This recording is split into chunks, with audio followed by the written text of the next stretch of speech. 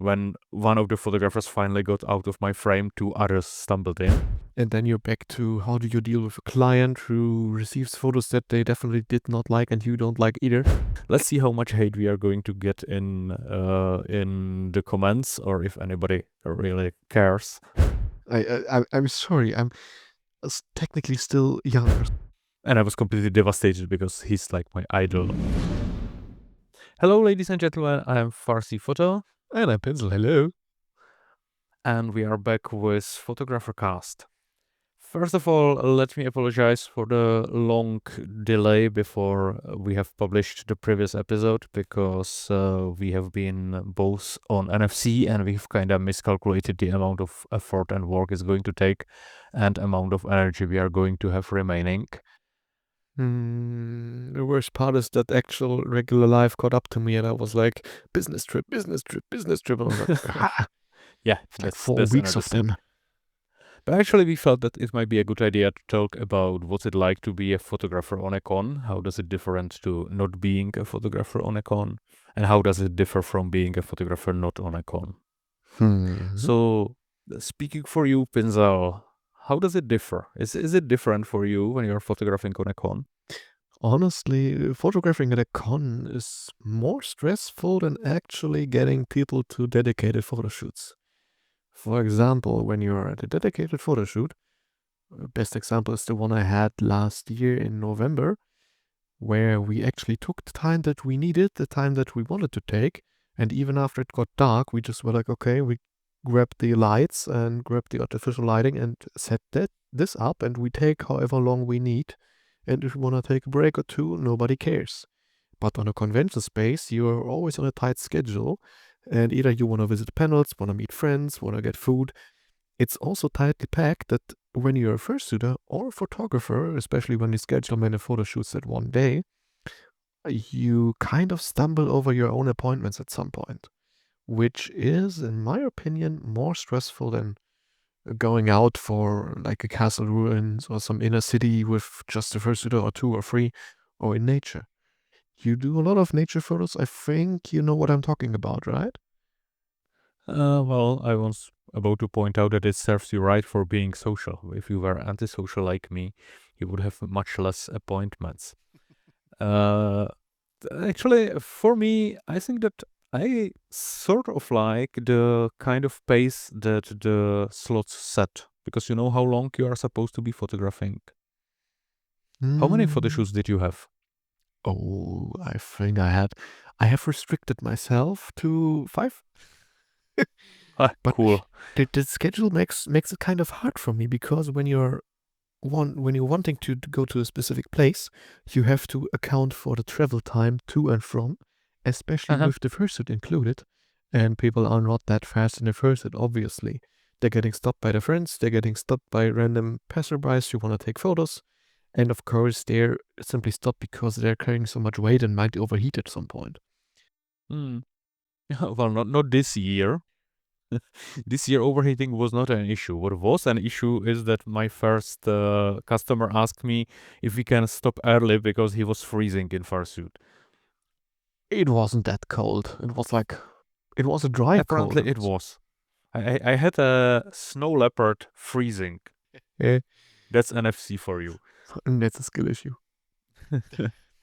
I think for me, the thing that stresses me most is that I have no new ideas, because after 5 years at the same spot, you know, all the spots, everybody is photographing at the red sculpture, at the white sculpture, and I've tried every possible angle I could think about, and now I'm out of ideas. So this is what is stressing me most. Are you still having new ideas, or are you recycling? Oh, I'm definitely recycling, and I've noticed even when I go into the city or go around with the castle grounds, which is quite a long walk, I did have new ideas this year, but solely by walking a different direction that I did not expect to go to, but more on that later. The problem is with the time included. If you set the time slot for like an hour or something, then you will run into the problem that you cannot go as far as you might want to, and that restricts you. That restricts you more than the actual possibilities of Marvel and everything like that. If you go into the park with the windmill, for example, nobody really goes Uh-huh. there. You take at least 30 minutes simply by walking there. At least 30 minutes, with a fursuit included, of course. And that's a time that you don't want to spend at a convention simply walking around without producing any photos on the way. And if you do Oh, photos well, on the you way, can. you can, but it's kind of a wasted opportunity. How long photoshoots do you have? I mean, the slot. I found for convention grounds, 45 minutes is the best slot. And when you're going for 30 minutes, especially if you have a group of 4 or 5 people, which is a bit complicated, then 30 minutes is not enough to produce anything meaningful. And anything more than an hour is typically too exhausting for the fursuiter and for the photographer, because then you have to be constantly on edge. Think about this one, think about that one, clear this space, position them like this, run back and forth to communicate and everything like that. Yeah, that's So what we do. yeah, but I It's think 1 hour at kinda a the time job. is enough, especially in a convention setting where it's already very stressful for all parties involved. Last year I had 11 photo shoots, Oh and I my. was like, that's too many. That's I must not do this. I need to restrain myself. So this year I had 13. Sorry, I I'm not very successful when it comes to restraining myself. But what I've done is originally I had 90 minutes long slots. And I was able to do 13, I mean 11 90 minutes long slots, so it's possible. But then again, I'm usually not very social at a con, even though I'm trying, it doesn't always work. So I'm not tripping over my appointments. But this year I've shifted to 30 or 60 minutes slots, Mhm. different number of photos, different price for the customers. And it's actually, I have to agree that it's pretty awesome because those 90 minutes are manageable. They give you a plenty of time if you want to wander around. You have tons of time. You can go deep into Malmö, or you can go in any direction or in two directions at the opposite sides. Everything works because you have time to burn. I have forgotten my lens during one of the photo shoots. I forgot them at my hotel, which was like a kilometer away. So I only had one lens, and I was like, okay, so how about we go in this direction? I think that might be a very interesting environment. And I was steering the fursuiter to my hotel where I picked up the remaining lens. And with 90 minutes, you can do that. But you are right. I have to admit that 30 or 60 minutes long photo shoot is much better, and 60 minutes seems sufficient for wandering. Even with Mhm. 30 minutes, I was able to take one of the suitors for a small circle towards the harbor and back, and it went just fine for me. Yeah, I think I'll also switch back to the 60 minutes, but definitely not 90. It might be a sweet spot somewhere in this area. Probably a bit more flexible because it's really hard to do, really hard to put everything in one, let's just say, in one bucket. Because especially when the fursuiter has no clue about what they want pictured, and they're just like, okay, I have this general idea of me in fursuit on a photo Mm-hmm. and nothing more, then you have to kind of stumble around and see what could fit with the fursuiter, what maybe fits with the friend that they brought to the photo shoot. Do you do the group photos? How do you position them? Where do you even walk? How good are they with the walking? How good are they with first and everything like that? It is, I think, complicated, even when Malmo is a very easy city to photograph in, especially with the old houses. Or, for It is example, hmm? insanely photogenic. I really love pretty much every direction you go from the hotel. There is something to photograph, be it a station or the old city or the harbor or the park or the castle. There's something everywhere. And then it goes to deciding. Then you, as a photographer, with most photographers that I've worked with at least, you have to be the one deciding and being like, okay, you have this and this option. And when they're like, oh, I don't care, I don't know, then you have to be like, okay, I think we can go there. And then suddenly, boom, everything's crowded. Weather is not nice for this location. The light is not right because you miscalculated west and east, for example. And then it gets complicated. And then you have to shuffle around and see if you still work with the light or reschedule, maybe. Have done that Uh, also before. Personally, I would love to always make the best pictures on every photo shoot. It should be the best pictures. But realistically, you can't choose the weather, you can't choose the environment, or you can to some point. But if there is a crowd, there is a crowd. If the weather is good, then there is super huge crowd. I have some pictures of you and your customers on some of my pictures because, of course, you were getting into my frame. Mm. And I'm having like 10 other photo shoots. I'm having like 10 other photographers on around the white sculpture because everybody is photographing there. So when one of the photographers finally got out of my frame, two others stumbled in. And that's where you use the generative AI to get rid of all the people in the background. It's a divisive issue with many. I've talked with many about that, and they're very Do they have a restrictive problem about with their that? use. Because it's generative AI, and I can kind of understand that. But at least with Adobe, you can hate them for obvious reasons, let alone their cancellation policy and everything like that, and their communication, and you name it. But the good advantage of this AI that Adobe has, at least, is that they ensure it's commercially safe. Meaning, basically, that you can use it without the AI training on you, on your photo, on your work, and the AI solely being trained on regular machine learning that's been around for ages and is basically unproblematic and easiest thing to do. And there's the Adobe stock database, where you explicitly allow the use of generative AI if you upload to Adobe stock, which is also a different perspective because this also gets complicated with property and release rights and property release rights and model releases and everything like that. But still, this combination is kind of for what it does, kind of the best option on the market, which is kind of sad, kind of expected. I don't know. How Mm. would you see about it? Or how would you feel about it? Well, personally, I have no problem with it. And if somebody told me that he explicitly doesn't want me to use it, I think that nobody cares, to be honest. But if somebody really wanted me not to use it, I could do it by hand or I could just leave the people in. I prefer my pictures to be clean, so I try to clean up all the clutter in the background.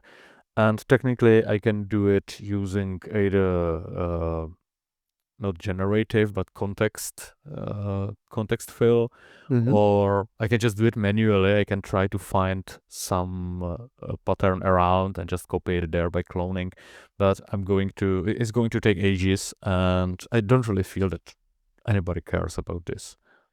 Yeah, especially the ease of use. You can just select a certain area with like 5 people in the backgrounds that are in your frame. Some random person or me as a photographer, I've seen you remove me as well. But still, it's so easy. You can just select a general area, click on remove clutter. It's one button and it's just removed at no extra cost, no extra charge, Mm. You and feel like cheating? it is kind of cheating because you don't have I to worry felt like about that as people in the well. background. I kind of felt about that in a similar way. I was also feeling like this is so easy. It's almost like cheating. But then again, is it really going to be different if I spend 5 minutes finicking with a cloning tool instead of just doing it the quick way? That's a very different or difficult topic because in practice, what most understand with generative AI is that they're either writing stories, which is a lot of creative input, or even working or generating artwork, which is even more complicated and even more drastic cut to the artistic, let's just say, perspective of it. Meaning it takes a lot of work, a lot of effort, a lot of um, imagination, to, for lack of a better word, to put out proper artwork. With photos, for example, I have to kind of take your point there because you're either removing it, the people with cloning and regular Gaussian blur, for example, if you're lazy, and the generative AI just does it for you with the same result, and the only difference is that you either take 5 seconds for it or 5 minutes for it when you're fast. This is what I mean. Okay, we will see how much. I'm not sure if it's entirely the same, but yeah, in principle, it's going to be the same. Let's see how much hate we are going to get in the comments, or if anybody really cares. I mean, And let's the furry community is busy right now as of recording with some house that they Zuri, rented for holiday and a new fursuit that's auction. So I think we should be exactly. fine. We should be fine. Zuri is auctioning her fursuits, and everybody is hot and bothered about how expensive it's going to be. Exactly. But But honestly, then again, it's handmade without AI. Of course, if they were using AI for that, I would be actually surprised, because it would be kind of difficult when it comes to sewing something together. I mean, technically, I could be very, very evil and say, okay, what about a sewing machine? Isn't that also the same as generative AI for machine. photographs? Yeah, I think it's not really the same. No, it's actually, definitely yeah. not. I see your point. In It? theory, Because yeah, if you take 5 hours, it's going to produce the same result as if you use a sewing machine. Well, you could either use a sewing machine for the stitches or put them in by hand. You could exactly. It's the same. But it's 5 minutes idea. versus 5 hours. Yeah, it's the same idea. Hand stitches might be a bit more fur, but when you're using a sewing machine right, you could still achieve the same result. Okay, let's run we will away get a from lot the, of hate from for the that. topic. We will get a lot of hate for I that. think so as well. So regarding the originality, I've made a discovery that I want to share. I wonder, how much are you worried about your pictures being original? On cons, I mean, when you are having limited options. After my, let's say, third year, I think it was the fourth or third year I've stopped counting. At NFC, I think fourth year. I kind of gave up on it, because I've been to all locations, and everything that I will produce again kind of does the same thing, and it all feels like, okay, you have the clarion in the background, you're either completely portrait mode with bokeh and everything like that in the back, and you got the sculptures, you got the bridge, you got the indoor room, you got the stairs, you got the bridges, you got the inner city. That's all used. I absolutely get you, because I had the moments when I was comparing. I think I've mentioned it in one of the previous episodes, when somebody was like, "Oh, I was photographing here as well. Look, this is my photo," and I was like, "No, that's like 20 meters aside, because I have a mental map of all the photo spots around the hotel." Yeah, that's at least you can recognize the convention simply by the floor and the ceiling, I think. Yeah, exactly. I can just take a look at a photo. Yeah, that's NFC, that's clear. But the funny thing is, I was really fussing about this, and this was the most stressful thing for me. I need to come with something new. They don't want me to make the same stock photo that everybody is having. And then I've added the question into the form that I use for people that commission me. And I've asked them if they want original photos, even though they may not be the most perfect option available, or if they want me to go for the tested and proven areas where I know the photo is going to look good. And out of 10 people commissioning me, 10 asked me to go for tested and proven. So I was like, okay, makes sense. In that case, I know exactly where to take you. And I'm feeling much better since I've realized that it's not such a big issue. I'm still trying, and usually I find 1 or 2 new spots, but it's getting ever more difficult every year, because 5 years in the same spot.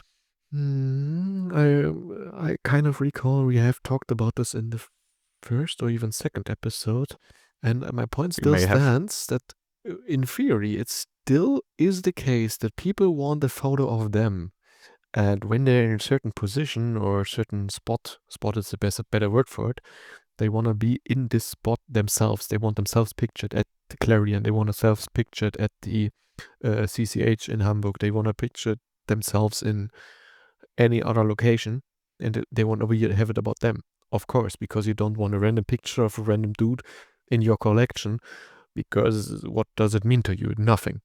The meaning comes from you being there and having the memories, if you kind of know what I mean about that. And I also struggle with the originality about it because I feel kind of bad when I can't find anything and do whatever and still end up at the bridge, still end up at the red sculpture, at the white sculpture, and don't even I move past. absolutely understand exactly the same thing here because, well, those are the best spots. So you want to take the best pictures, you keep taking people there.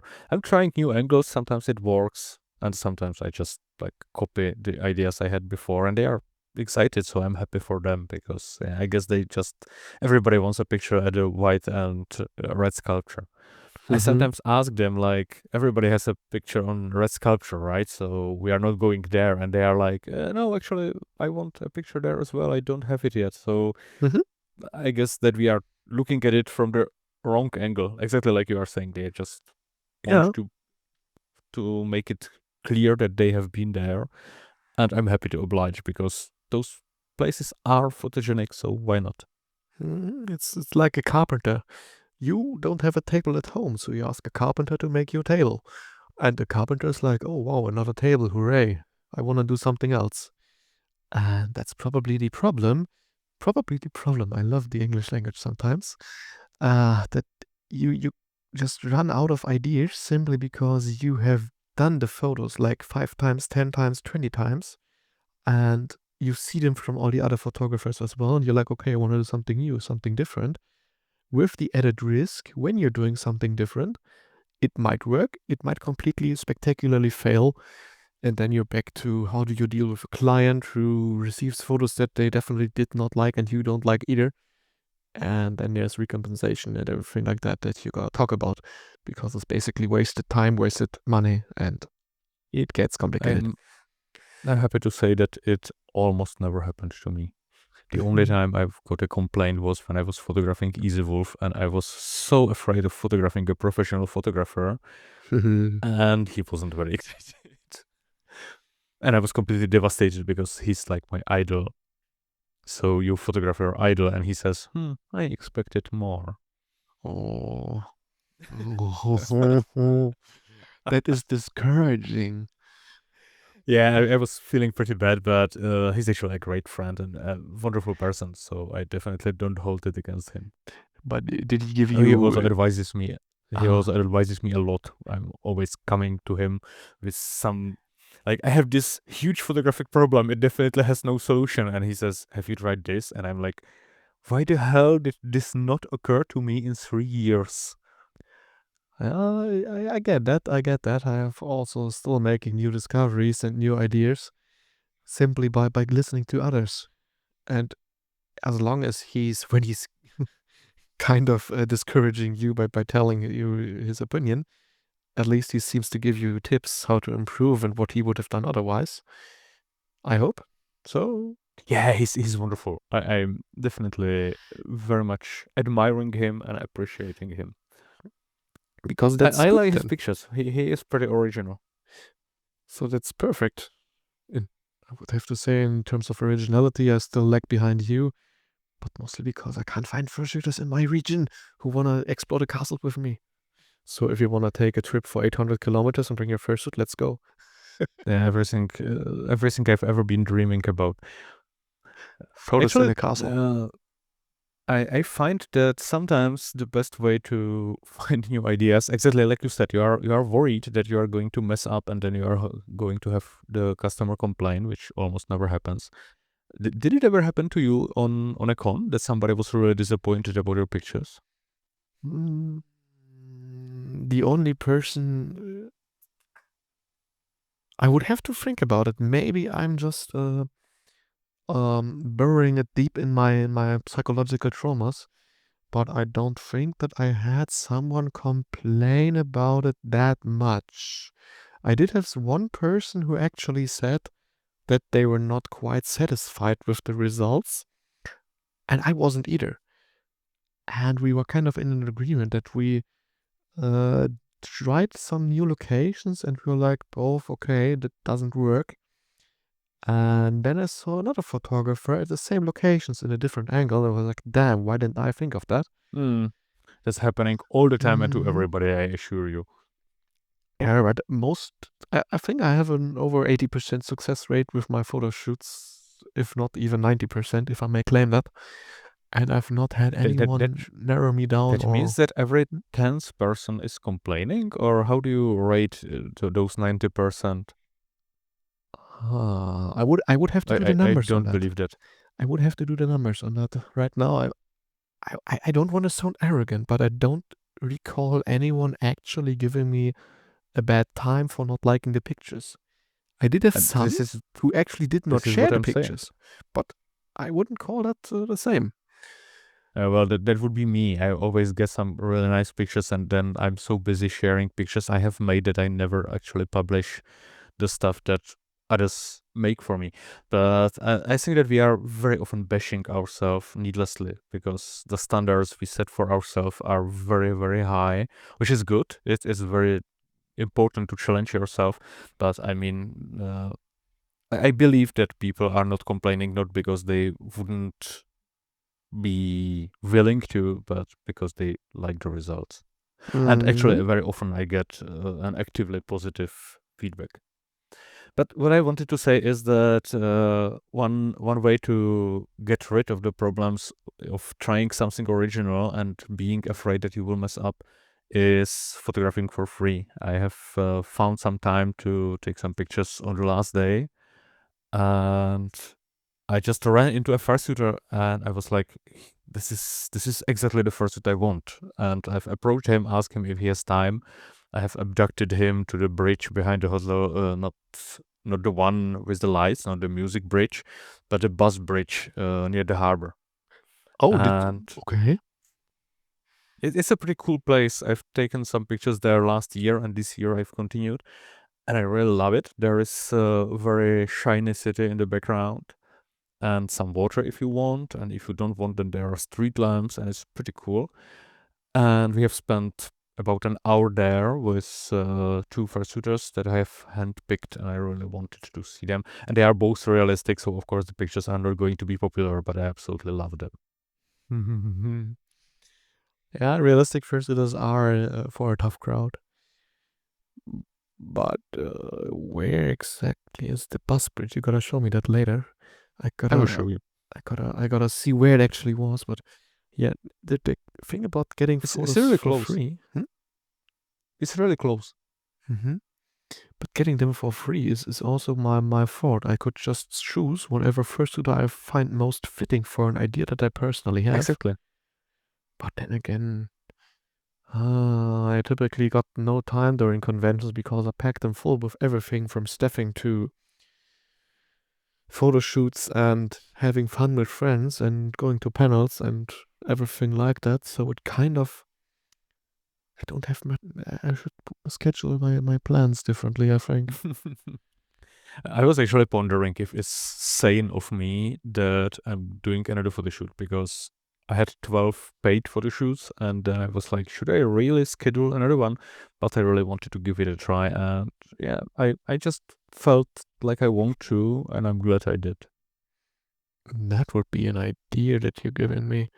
Pay what you want, photo shoots, but the first Yeah. shooters have to give an idea what they want pictured. And Then you will have to pay them. I think that a lot of people are really glad when you guide them. This is actually, I was pondering why people are paying for commissions, and I was like, anybody can take a picture, but when I'm getting a feedback, a lot of people are praising two things. One of them is guidance. They mm-hmm. don't have to know what they want. As long as you are able to tell them, stand here, look in this direction, lift your leg, put it here, turn your head, and you take them, you make them a picture, and they look at it and they're like, oh, it looks good, then you have already provided something that a lot of photographers don't. And the second Mm-hmm. thing is that you actually deliver the pictures. Oh They don't yeah, have to hunt for them, try to find them, sometimes never see them. of I've course, been and taken communicate how long it takes. Always exactly. important. Yeah, so they either see it in 2 months or they never see it at all. So this is, I was, for some time I was feeling kind of guilty for taking money for what I'm doing, but my customers told me that it's worth it for these reasons, if nothing else. Mhm. So that makes me really feel pretty good, because it's good to have a feeling that you are satisfying somebody.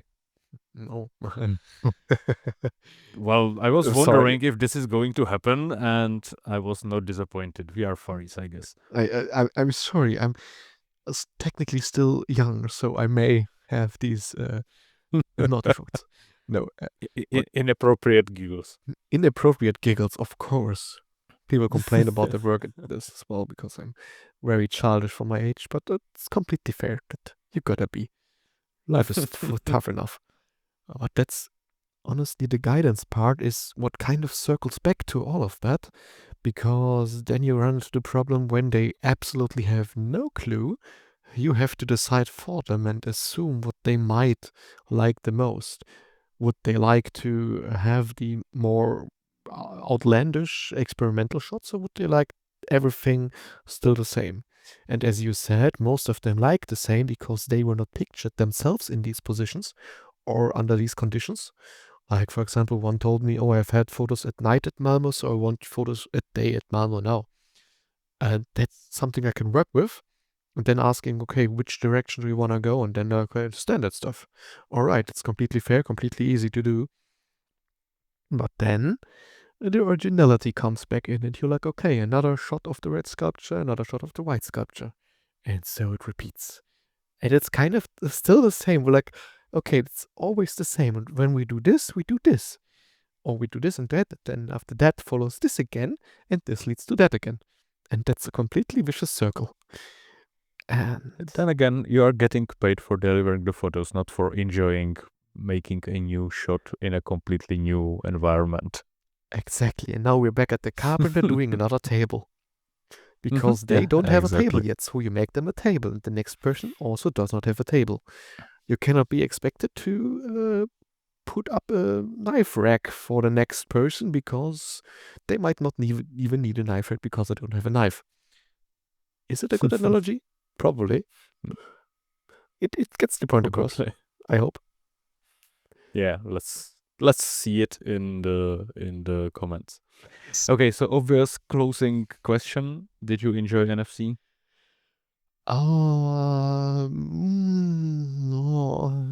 Good question. Technically, yes. No, not technically. It was much more enjoyable than last year. Way less crowded, despite more people. So it worked out in the end quite well, even. I can say that both as an attendee and as a staffer. Despite what many people claim, it was very successful. I hope you had the same fun and enjoyment. Actually, I've enjoyed myself quite a lot. Also, I would say better than last year, but that was mostly because I had some friends around, so I wasn't feeling lonely, and that's a big improvement for me. So I would like to thank those that have been spending time with me. And the shorter photo shoots helped a lot as well. Usually for me, cons are a lot about photo shooting. It went well. I have some really nice photos, so I would say I was very happy with this year's NFC, and I'm probably going to be going next year again. Hopefully. Okay, so I guess that's it for this year. Okay, so I mean, we want to continue. I hope we might not be as regular hopefully. as we planned out to be, but we want to continue. Okay, so I guess that's it for today. I'm Farsi Footer. And I'm still Pencil. Hello. Or goodbye. Whatever. And thank you for listening. We will be back in 2 weeks.